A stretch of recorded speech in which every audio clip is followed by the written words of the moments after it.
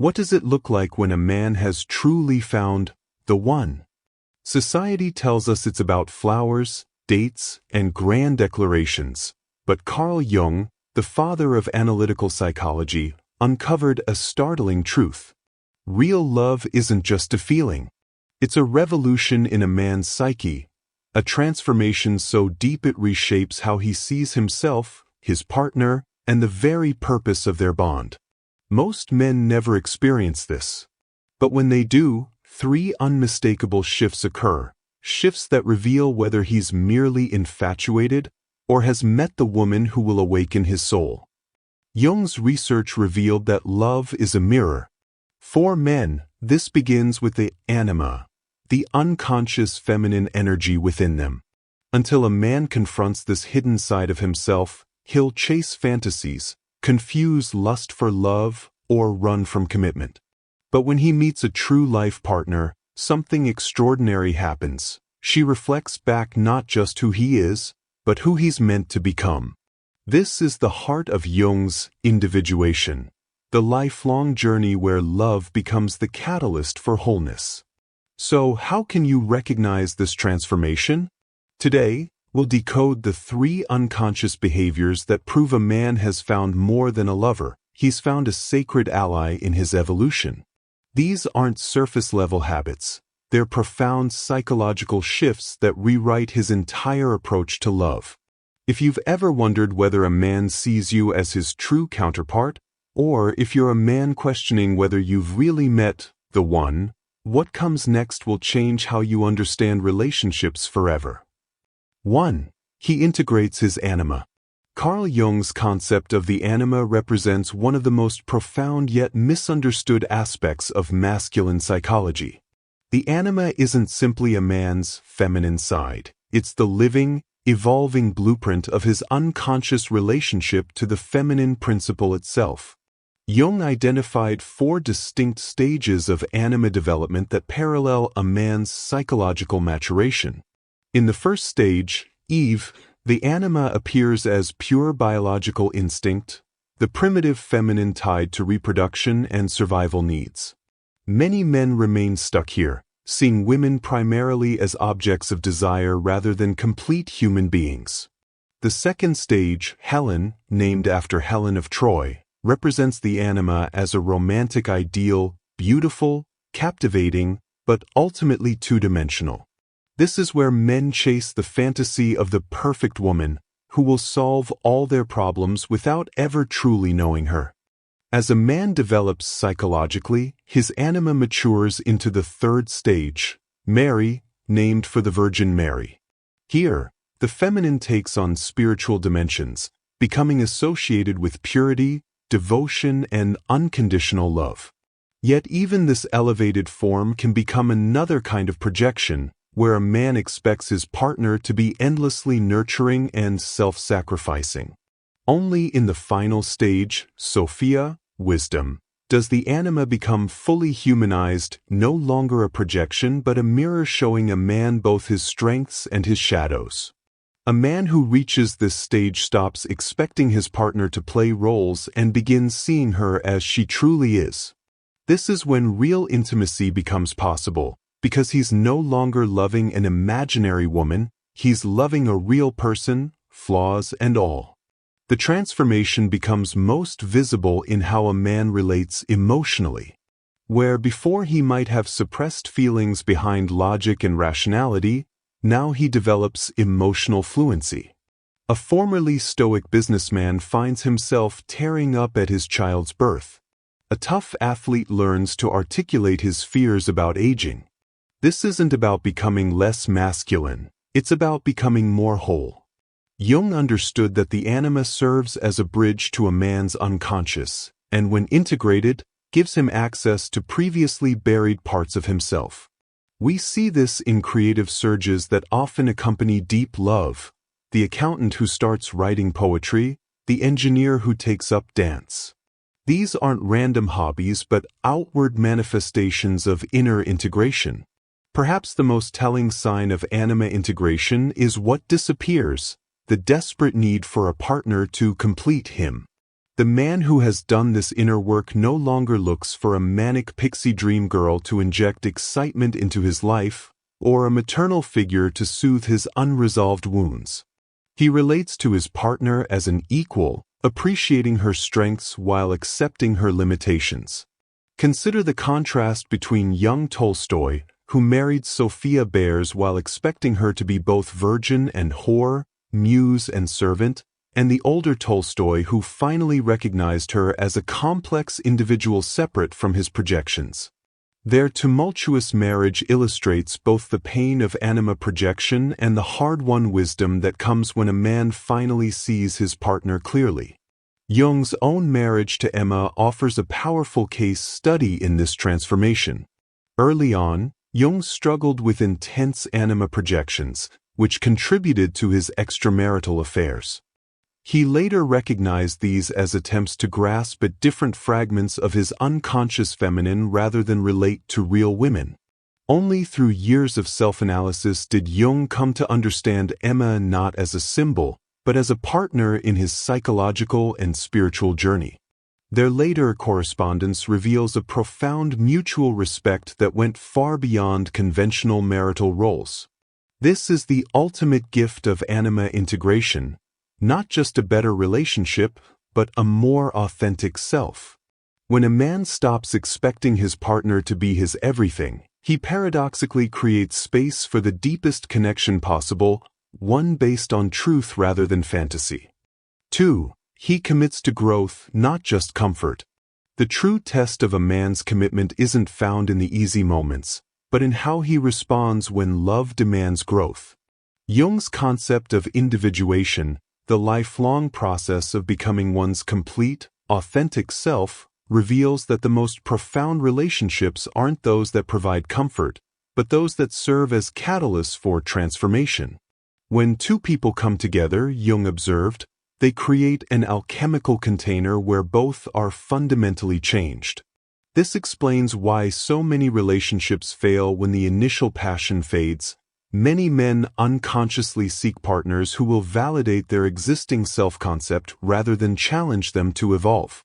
But the man who has found his life partner understands this truth. Real love doesn't exist to make you comfortable. It exists to make you whole. This commitment to growth manifests most clearly in how a man approaches conflict. Where immature relationships crumble under the weight of arguments, conscious couples use friction as grist for the mill of mutual evolution. Consider the couple who discovers that their recurring fights about household responsibilities aren't really about dishes left in the sink, but about deeper patterns inherited from their parents' marriages. The man who's ready for true partnership doesn't retreat into stoic silence or angry defensiveness when these wounds surface. He leans in with curiosity. He understands, as psychologist Harville Hendricks observed, that every complaint contains a hidden wish, and every conflict offers a map to unmet needs. Research from the Gottman Institute confirms this, showing that couples who approach disagreements with openness and a willingness to understand, rather than just to win, have dramatically higher relationship satisfaction and longevity. Perhaps the most radical sign of this growth orientation appears in how a man takes responsibility for his emotional world. The toxic masculine paradigm teaches men to externalize their discomfort. She's too needy. She's too emotional. If only she would change, then I'd be happy. But the man engaged in genuine individuation turns this scrutiny inward. When his partner's anxiety triggers him, he doesn't blame her for overreacting. He asks what ancient chord her anxiety struck within him. This represents what psychologist Robert Johnson called taking back one's projections, recognizing that the qualities we most admire or despise in others often mirror disowned parts of ourselves. Modern attachment theory supports this, demonstrating how partners inevitably activate each other's core wounds, not to cause pain, but to provide the exact conditions needed for healing. Nowhere is this growth mindset more apparent than in how a man responds to his partner's evolution. Patriarchal conditioning teaches men to seek partners who will remain static, beautiful admirers who ask for little and accommodate much. But the man who has found his true counterpart understands that love is a dance of mutual becoming. He doesn't feel threatened when his wife out-earns him, when her spiritual awakening leads her in new directions, or when her career ambitions require sacrifice. A striking example comes from research on power couples, which shows that the most successful partnerships aren't those where one person's growth is sacrificed for the others, but where both members actively support each other's flourishing. This requires what Jung called the transcendent function, the ability to hold tension between opposites until a higher synthesis emerges. The science behind this approach is compelling. Studies on self-expansion theory demonstrate that relationships thrive when partners regularly introduce novelty, challenge, and opportunities for growth. Couples who learn together, take on new adventures together, and encourage each other's individual passions report higher levels of satisfaction and sexual desire years into their partnerships. This research validates Jung's radical proposition that love isn't about finding someone perfect, but about becoming more fully yourself through the sacred mirror of relationship. The man who understands this stops asking, "Is she the one?" and starts asking, "Who do I become when I'm with her?" Because he knows that the answer to that question reveals more about the relationship's potential than any checklist of superficial qualities ever could. 3. He sees her as a sacred mirror. At the deepest level of psychological intimacy, a profound alchemy occurs, the moment when a man stops seeing his partner merely as a separate individual and begins recognizing her as a sacred mirror of his own soul's journey. Jung called this the syzygy, the divine couple archetype that represents the union of opposites within the psyche.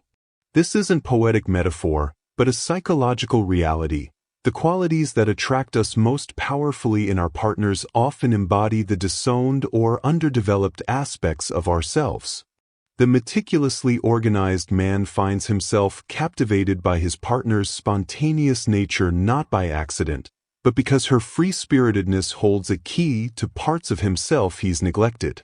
Their relationship becomes a living dialogue between order and chaos, where each polarity educates the other. We see this in couples where the pragmatic businessman discovers new depths of joy through his artist partner's whimsical approach to life, not despite their differences, but because of them. This mirroring extends far beyond personality traits into the realm of spiritual connection. Conversations with such partners take on a timeless quality, where hours pass like minutes and dialogue flows with unusual depth and synchronicity. Physical intimacy transcends mere pleasure, becoming what Jung described as a hieros gamos, or sacred marriage, an embodied prayer where two souls recognize each other beyond the veil of personality. Modern neuroscience confirms this phenomenon, with research on neural coupling showing how deeply attuned partners' brain waves synchronize during meaningful conversation and intimate connection.